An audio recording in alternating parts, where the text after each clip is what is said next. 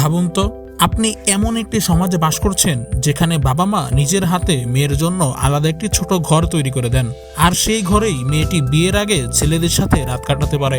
না, এটি কোনো গোপন কেলেঙ্কারির গল্প নয়, এটি কোনো আধুনিক শহরের উচ্ছৃঙ্খল সংস্কৃতিও নয়। এটি একটি বহু পুরনো সামাজিক প্রথা যা আজও টিকে আছে কম্বোডিয়ার একটি আদিবাসী জনগোষ্ঠীর মধ্যে। আর এই ঘরের নাম লাভ হাট। আজ আমরা জানব এই লাভ হাট আসলে কি, কেন এটি তৈরি করা হয়, এবং এটি কি সত্যি স্বাধীনতার প্রতীক নাকি লুকিয়ে আছে অন্য কোনো বাস্তবতা। কম্বোডিয়ার উত্তর পূর্ব অঞ্চলের জঙ্গল ঘেরা এলাকায় বাস করে ক্রিয়ং আদিবাসী সম্প্রদায়। তাদের সমাজ ব্যবস্থা মূলধারা সমাজ থেকে অনেকটাই আলাদা। এখানে বিয়ে শুধু পারিবারিক সিদ্ধান্ত নয়, বরং একজন মেয়ের ব্যক্তিগত পছন্দকে সবচেয়ে বেশি গুরুত্ব দেওয়া হয়। তাদের বিশ্বাস, ভালোবাসা জোর করে তৈরি করা যায় না, সম্পর্ক টিকিয়ে রাখতে হলে আগে মানুষকে বুঝতে হবে। এই দর্শন থেকেই জন্ম নিয়েছে লাভহাট প্রথা। লাভহাট আসলে কি?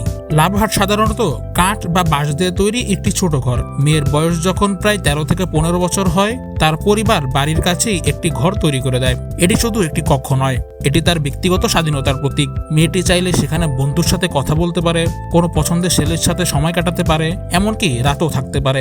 শুনতে অবাক লাগলেও তাদের সমাজে এটি লজ্জা নয়, বরং স্বাভাবিক একটি প্রক্রিয়া। কারণ তারা মনে করে বিয়ের আগে মানুষকে ভালোভাবে চেনা প্রয়োজন। এই ট্র্যাডিশনটা কেন আসলো? এই সম্প্রদায়ের দৃষ্টিতে একটি সফল বিয়ের মূল ভিত্তি হলো বোঝাপড়া। তাদের ধারণা, যদি মেয়েরা নিজের পছন্দ অনুযায়ী সঙ্গী নির্বাচন করতে পারে, তাহলে দাম্পত্য জীবন হবে স্থিতিশীল ও সুখী। এখানে পরিবারের চাপ নেই, বিয়ের জন্য তাড়াহুড়ো নেই, বরং মেয়েটি ধীরে ধীরে সিদ্ধান্ত নেয় কার সাথে তার মানসিক মিল বেশি। এই প্রথা তাদের কাছে দায়িত্বজ্ঞানহীনতা নয়, বরং ভবিষ্যৎ সম্পর্ককে মজবুত করার একটি ধাপ। তবে একটি বিষয় পরিষ্কার করা খুব জরুরি, এই প্রথা কোনো বিশৃঙ্খলা নয়, এখানে কঠোর সামাজিক নিয়ম রয়েছে। প্রথমত, সবকিছু হতে হবে পারস্পরিক সম্মতিতে। দ্বিতীয়ত, জোরপূর্বক কিছু করলে কঠোর সামাজিক শাস্তি। তৃতীয়ত, চূড়ান্ত সিদ্ধান্ত সবসময় মেয়ের। সমাজ এই বিষয়টিকে সম্মানের চোখে দেখে। তাদের কাছে এটি দায়িত্বজ্ঞানহীন স্বাধীনতা নয়, বরং সচেতন পছন্দের সুযোগ। কিন্তু সময়ের সাথে সাথে অনেক কিছুই বদলে যাচ্ছে।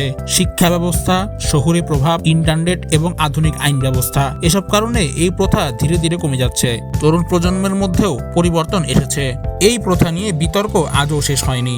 কেউ বলেন এটি নারীর স্বাধীনতার শক্তিশালী উদাহরণ, আবার কেউ মনে করেন কিশোর বয়সে এমন স্বাধীনতা ঝুঁকিপূর্ণ হতে পারে। কিন্তু একটি বিষয় মনে রাখা দরকার, প্রত্যেক সংস্কৃতির নিজস্ব সামাজিক কাঠামো আছে। আমাদের কাছে যা অদ্ভুত, তাদের কাছে সেটাই স্বাভাবিক। তাহলে প্রশ্ন হলো, এটা কি সাহসী সামাজিক উদাহরণ নাকি সময়ের সাথে হারিয়ে যাওয়া একটি বিতর্কিত প্রথা?